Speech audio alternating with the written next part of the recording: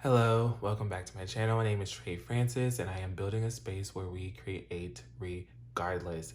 So first and foremost, I just have to say, because this is this is a review slash recap of I May Destroy You, season 1, episode 10, The Cause, The Cure.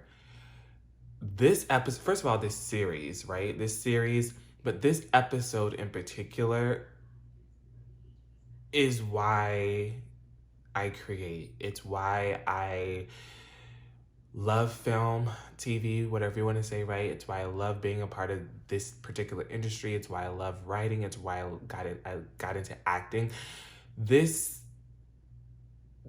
episode was superb for so many reasons, and the effect that it had on me, which I'm gonna say, I just had quote unquote UK a proper cry. I literally was just like 30 minutes ago.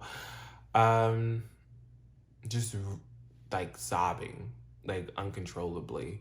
And I was like, you got to pull yourself together because it's almost nighttime and you need the sunlight, because I prefer sunlight on camera rather than some of my other videos where it was, the light, the light boxes and stuff that I have.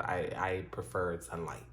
So I was like, you got to get it together. But I really just had like a stream fest, like tears streaming down my face, cry, and that's what I want people to experience when they watch what I create, because I also write in the genre of dramedies, and I just thought like this episode was spectacular. But anyways, enough about me and being a tear baby, a cry baby, or whatever you call it. But let's get into this review.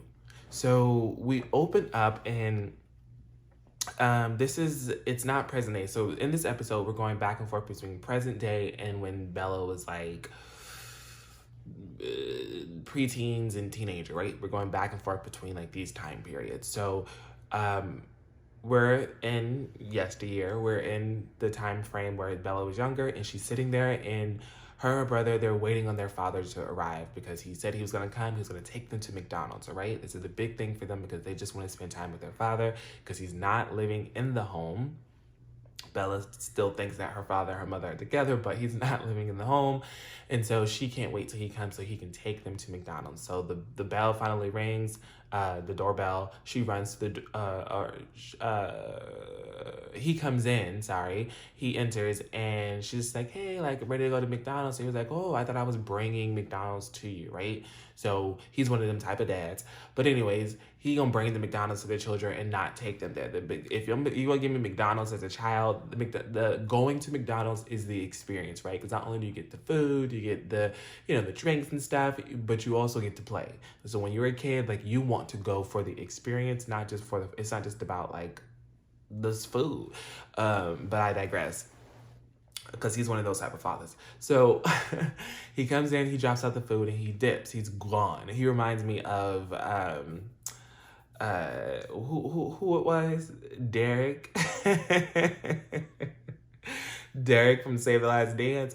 Not Derek, but because Derek was her brother. But was Derek the father? Whoever was the father, that's who he reminds me of, where he came in, he gonna pick up the child, gonna hold the child for 3 seconds, and gonna hand him back to Kerry Washington, and he trying to dip. That shit was hilarious. At the time, we thought it was hilarious, but that's being not a good father, right? Right. Okay. So he reminded me of that. So he comes in, he drops out the McDonald's, and he's going out the door. So, trauma. So then we jump to present day, and it's Bella's mom's birthday. So, there's 3 things on this day. So it's Bella's mom's birthday, and in this episode, it's also Terry has a big audition that she's excited about, and then Kwame is sort of in this space where he's having like these no strings attached like hookups, right? He's just which it don't even seem like a thing right now for Kwame, but as this seems per usual. However, in this particular episode, he's on like he's going through them, right? Like it's like one after the other, right? Okay, so that's the 3 main things that we're kind of following. There's primarily 2, but you'll see. So then, so Bella decides in this episode that she wants to meet up with Simon. So this is going to be the first time in a year since the incident happened with her being raped. And so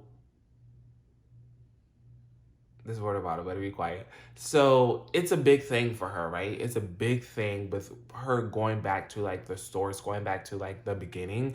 And a lot of times, as you know, with therapy, going back to the source, going back to the beginning is how you heal. It's how you start the healing process actually started, right? Because everything else until then, I think, is sort of like a band-aid. And this type of moment is like a ripping off of the band-aid, and so we're going to get to that conversation soon. But she does decide to do that. Her dad is also in town, and it means a lot for him to finally show up and be there for her because it's the mom's birthday. But of course, Bella has been waiting for a moment where her father comes over, and he actually stays around. He don't just come, drop something off, and he's out the door. He's gonna be here. He's gonna show up. The brother's doubting it, but Bella's like, nah, he's gonna show up. I spoke to him earlier today. He's gonna come. He's gonna make it. So then we see Kwame. He's on the bus, and he's using the Grindr app to sort of do all of these hookups, like I was saying earlier. He sees a guy on the bus that he likes. He gets on the app to see if they're available. It looks like they are, because once he gets to his stop where he gets off, the guys get off too, and they do, and then they leave, right? So he's on this sexual bender. He's just having non-committal, like non-attachment sex, right? It's just something that's just like a hit and quit and done. So he's in this space, right? He's in this space, and this is a space that sometimes assault victims go to, where you are just looking for a connection that is physical and nothing else. And so sometimes you can misconstrue that as wanting to fuck. And that's where Kwame is, and that's how he's sort of expressing himself through hooking up with guys. But there's something more to the picture. We're gonna get to that a little bit later, because that's the part where I I lost it, right? I lost it. Because his story tracks for me personally, and so does Bella's. I mean, yeah. So anyways, so then we see Terry and Bella, and Terry and Bella's roommate, and Terry's sort of concerned because Bella is, she's continuously going back to like the nightclub / bar space where this thing happened to her, right? Where she last remember having consciousness, and then sort of blacking out, and then through these weird images, these weird memories that she's been having, these flashbacks that she's been having about this particular person, right, raping her. She doesn't have a face now. She thought she had one, but now it's all over the place. At one point in this episode, Simon's face appears as the guy who did it. And so it's kind of like she doesn't have any recollection of the night prior to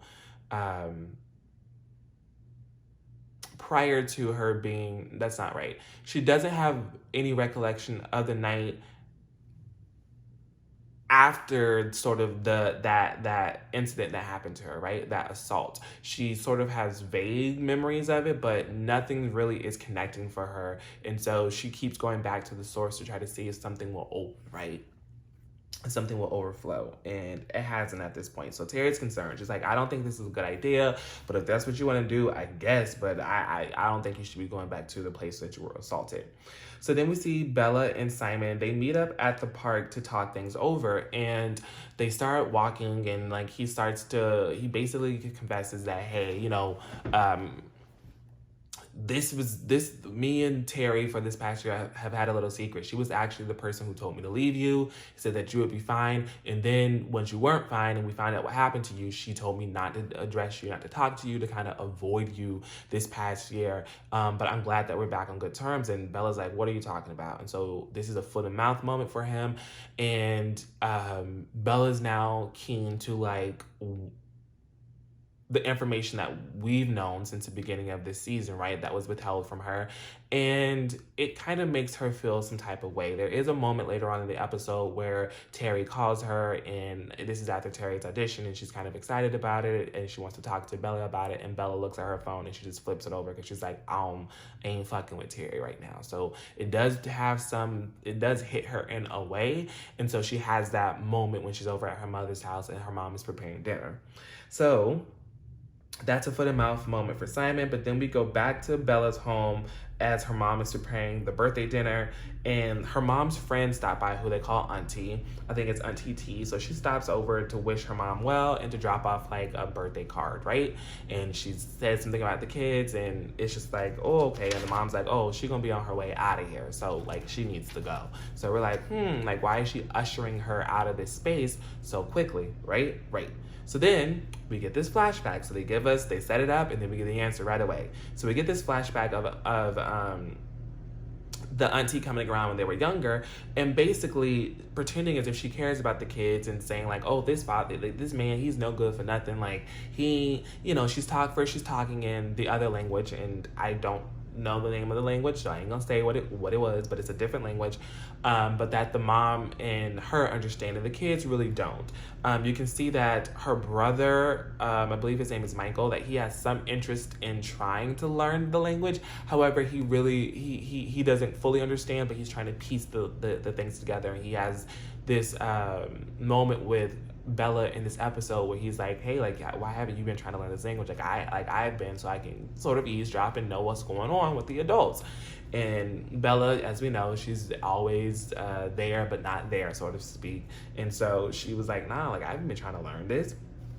So yeah, but the auntie, she's over there, she's pretending like she cares about the kids. She goes to try to talk about the father in English now, and the mom's like, girl, hush, like, that my kid's right there, like, let's not have this conversation in front of them. And so she leaves on her way, and then we jump back to present day. So the dad finally arrives. They're at the kitchen table, the doorbell rings, it's the father. So the father, he comes in. Bella's, of course, she's excited.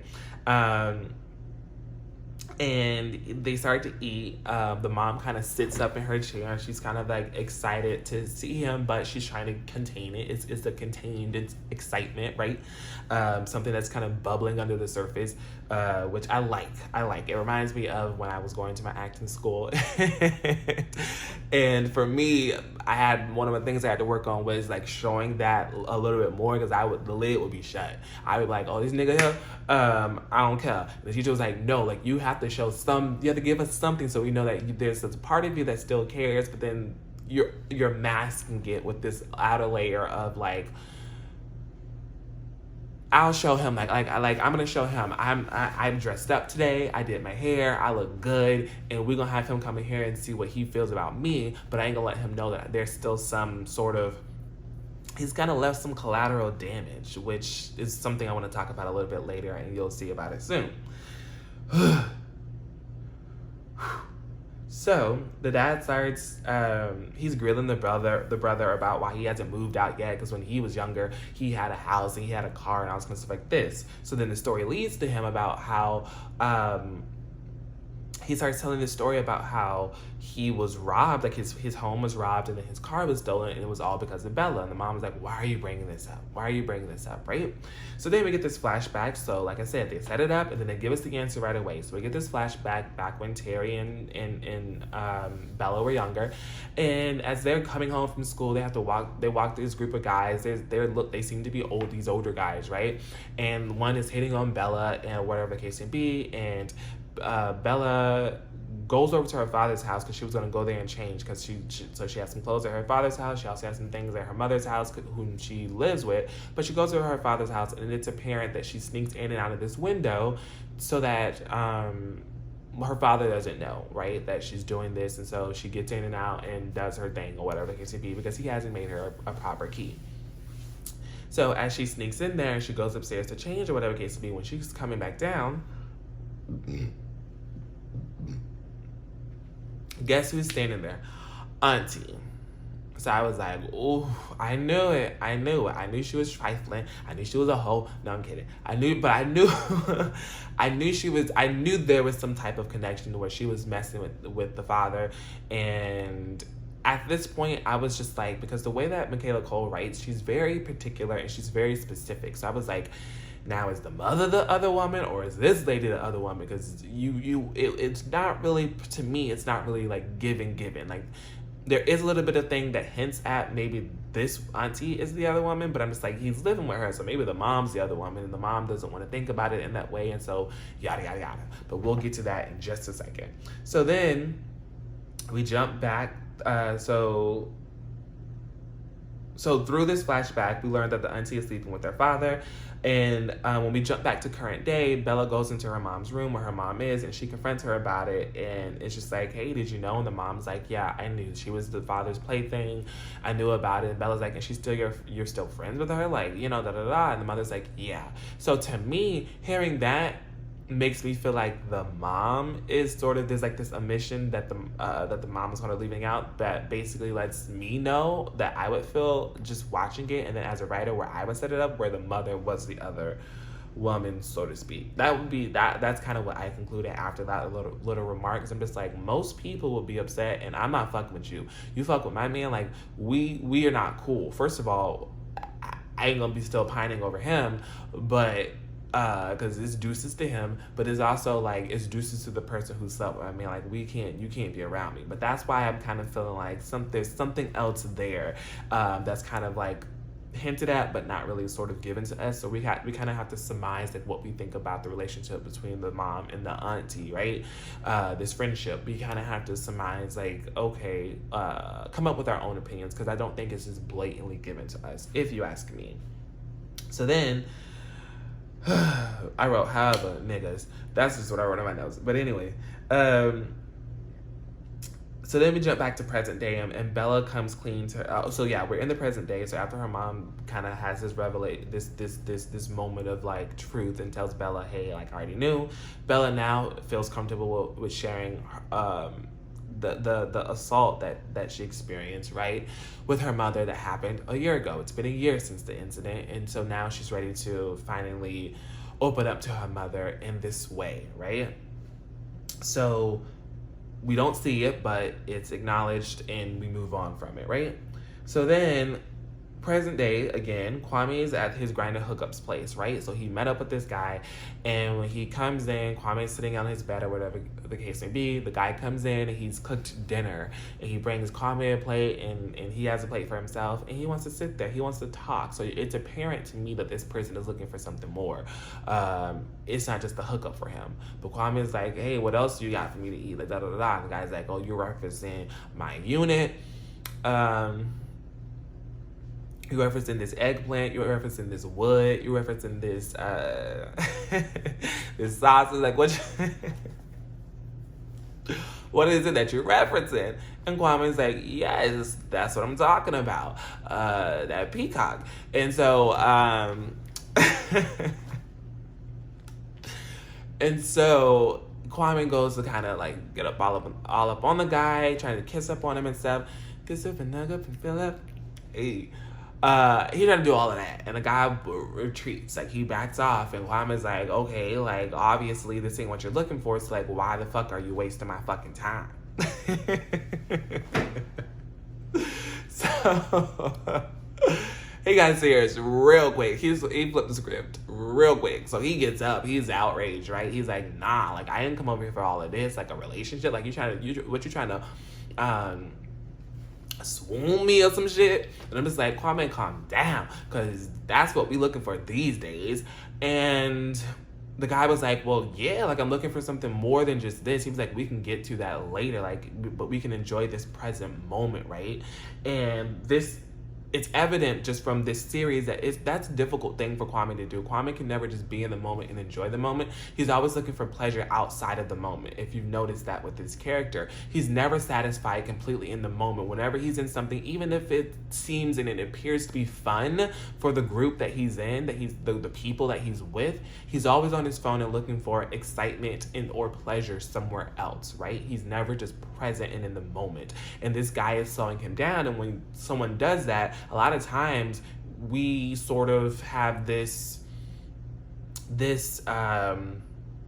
regard and or this defense. We have we become defensive, right? Because someone's trying to change us. Someone sees us and is trying to correct a particular behavior that we're just like, I'm not trying to have corrected right now. Like, I'm sort of enjoying what I am going through right now, and enjoying, and let me be in this space. And the guy wasn't about it, and so he's like, well, come sit back down and like let's talk about other things, because there are other things.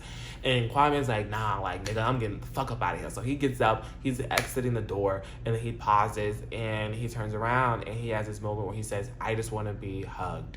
And when he said those words, for me, that's when I literally started bawling, like uncontrollably. Like, I couldn't help myself. I was like overwhelmed. And I guess I had been sitting on some emotion for a while, because I don't cry like that often. Not like that. Like, I cry enough. Like, I can watch something like in a movie or a TV show and I can cry. You know, you shed like a tear or something, you get emotional. It's rare in life that I feel like I cry about my own stuff, because it feels like self-pity and I don't enjoy that. But these type of moments do happen for me. And so there must have been something bubbling under the surface, right, for me to do that. And particularly outside of me like acting it, because I know how to access it when I'm acting, right? But I don't allow myself to really go there a lot in my everyday life, right? And so I started crying uncontrollably, and because there's two parts. One, I've personally experienced what Kwame has gone through in this series, earlier in this series, and what Bella has gone through earlier in this series. I've experienced both of those encounters, like both of those, and that like the two that they've had. And I recently had a moment where I talked to my mom about these things that I had never shared with anyone, really, like in that way. Opened up to her. We had this heart to heart, and it was very emotional, and that was difficult for me as well. And so I think with my life sort of being a parallel to like what I was watching in this series, it just struck something. And when I heard him say, I just want a hug, it really put into perspective what I yearn for and look for in a relationship. And I remember having a moment maybe a month or two ago, after being in this quarantine that we're all in, right? This pandemic, this quarantine that we've been in, and really feeling this overwhelming feeling of like neglect from being touched. And touch is my love language. And at one point, that touch for me was doing what Kwame was doing in this episode, and basically he was doing this series where it was just kind of feeling like I just needed to seek out people in order to feel touched. And a lot of these relationships were platonic. I believe the other person had a different sort of like how Kwame came into this, but I was the person that was like how the other guy was, who was like, here's dinner, like, okay, let's eat, let's have some food, like we can get to these other things later. But I just wanted connection. I just wanted to be able to have someone see me, right? To see me, to get me. So I was looking for this and searching for this and yearning for this. I also have daddy issues, and so typically I like guys that are older, and I would seek out those type of relationships just for someone to, you know, just so I can go to dinner with someone and just to talk to someone and have someone hear me and see me and hold my hand or something like this. You know what I mean? It wasn't that I needed the sexual part of it. It was more or less the connection part of it. And when I saw that, and when I saw it represented in played beautifully. Like I think the actor whose character is Kwame, I think he did a beautiful job of being in that moment, and just how he was like, you could see him being like conflicted, like he was like 1 foot in and 1 foot out, and then he just turns around and he admits, I just wanna hug. You know what I mean? Like that's really what I want. I just want someone to hug me. I just want someone to hold me. And when I had this moment earlier this year, it also broke me down because I realized how much I leaned into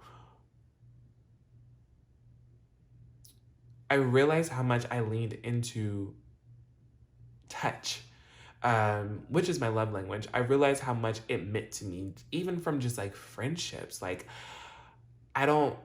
me and my friends, we always hug each other when we see each other, and when we're leaving, it's another hug. And there's just good hugs. There's so much love wrapped up in a hug, and a hug means more to me, and just physical touch means more to me than being physical, right? And I missed that earlier this year. And so when he said that, it just was like a complete and utter like breakdown. Like I couldn't contain myself, because I understand how when that is what you seek, and you know how boys be these days, right? How they can't connect, but they want to connect. And so he was sort of doing something that he didn't necessarily want to do in order to feel loved, in order to feel some type of connection, in order to feel that touch, which I believe might be a love language for this particular character. And so it was difficult watching it, and I just broke down. But the guy gets up from the bed, and he goes and he hugs him, and just like he touches his face, he looks at him, he sees him, he's like, I get this. I understand you, I see you. And he just, Kwame puts his head in here, he gets emotional, and it was just one of the most beautiful things that I've seen on film in a long time.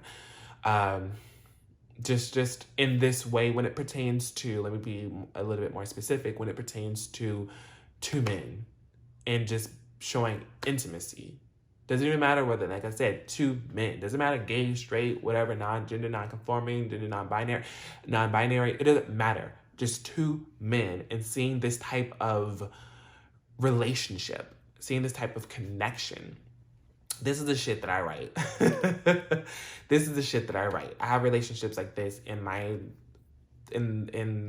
the 2 pilots that I've been working on.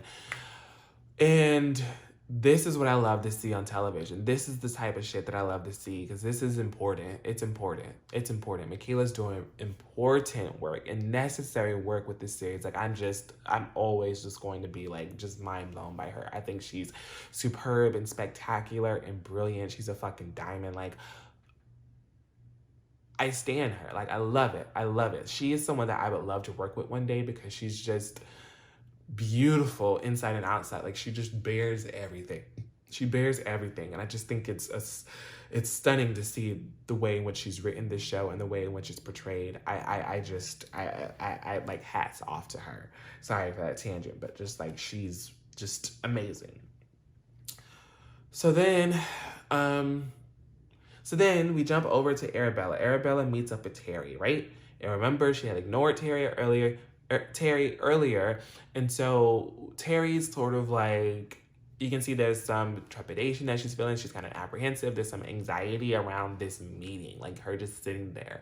And one of the first things out of Bella's mouth is that, hey, you know what? I met up with Simon earlier today to give him back his jacket. And there's like this pause from Terry, because she's just like, okay, I told that nigga to stay away from you. Because, they had a little secret. And so Terry clocks it, and she like catches on, because she's like, oh, well, what did he say? And Bella's just kind of sitting there and not really saying anything, just has this look on her face. And so Terry understands what that means. And so as soon as she goes to apologize, Bella shuts her up basically. And it's just like, you're amazing. You're amazing. And as I was crying, because, this particular scene was right after that, like, then I started crying harder, because I was just like, this is the type of friend that, Terry's the type of friend that I try to be every single day. She's the type of friend that shows up, She cares. She's always there. Despite what's going on in her life, she shows up and she makes sure she takes care of things. She makes sure that the people around her are okay. She's life of the party. She's just real. She's genuine. Terry is literally one of my favorite characters in this series. One of my favorite characters that I've seen on television this year. She's absolutely like fantastic and wonderful and a beautiful human being, and I strive to be like Terry because I just think she's fucking amazing. And like Bella said, she's like, you're amazing, and she basically tells her she thanks her for being there for her this past year and showing up for her and just unconditionally pouring into her and loving her and caring for her. And I loved it. I loved to see it. It was just beautiful. It was just beautiful, beautiful, beautiful, beautiful, beautiful. Just so beautiful. I loved it because it led us to believe with her ignoring her call earlier that she was going to confront her and be pissed off about it. But this episode is titled beautifully, The Cause, The Cure, right? The Cause, The Cure. And so with this moment, after this moment, we jump over to, it's still present day, we jump over to Bella, where Bella's, it's the end of the dinner, and she asks her father if he wants another plate. She says yes, and she gets up, and basically it looked like a peace offering to me. It looked like, although Bella was always excited for her dad to come, there was still some some maybe under the surface, right, some hidden animosity towards him about him not showing up and not being present. And although on the outside, right, her exterior exuded this exuberance and this overwhelming joy and this excitement whenever he was around, there's still an active trauma that happens when you have these expectations of somebody and then they don't meet them. It's particularly of someone who is supposed to be there for you, who's supposed to care for you, who's supposed to love you. It's difficult. It's a very trying, difficult thing. So yeah, she gets up, she makes him a plate, she hugs him, and then she goes back and she takes her seat and she sits down and it goes out. This episode was beautiful. This episode was just gorgeous. It was beautiful. I thought all the shots, like it was shot like a mini film to me, and I just loved that. I appreciated that. I did not get who shot this film, who shot this episode. I didn't look it up, but whoever did this like damn, like a lot of this season has had beautiful shots in it and beautiful storytelling with the camera. However, I really felt something when it came to this. It just moved me in a particular way that I wasn't expected to be moved by.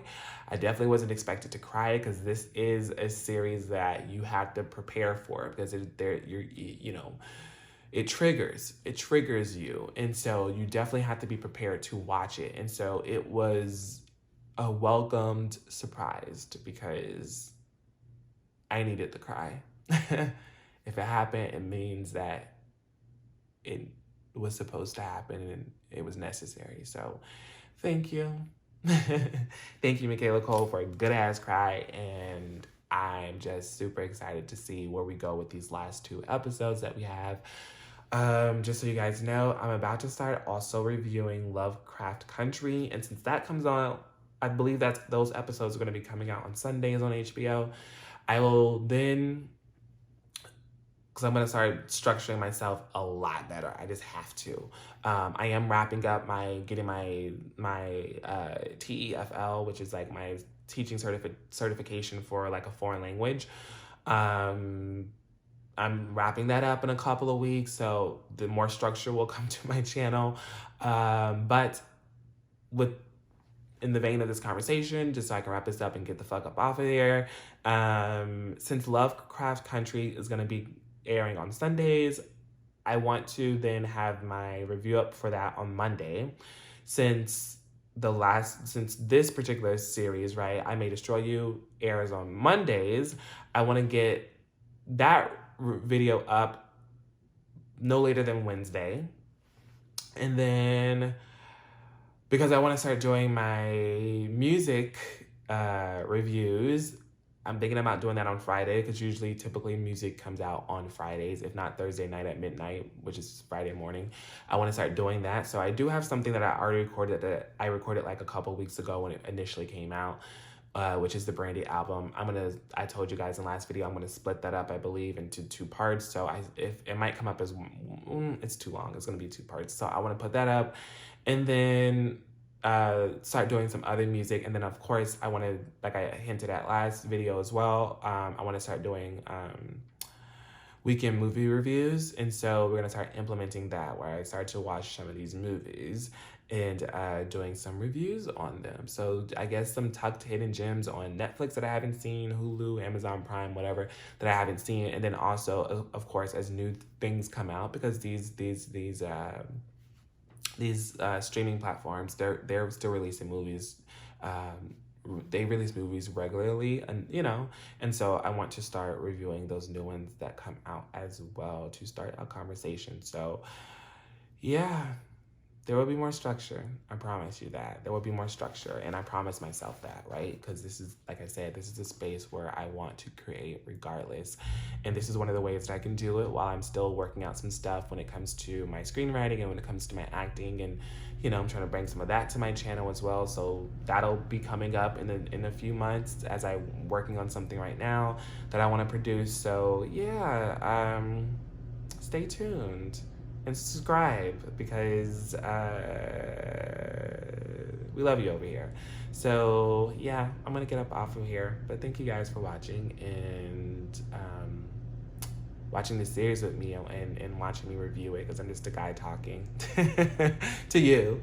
But I, bit by bit, I want to share a little bit of who I am, and so that you get to know me better. But that is all that I have for you guys in this video. So I'm about to get up off of here, because I'm pretty sure you've seen the light go from fantastic to dull. So I need to get the fuck up off of here before I start looking like a gremlin, because lighting is everything. So let me get up off of here, and I will talk to you guys in the next one. Bye.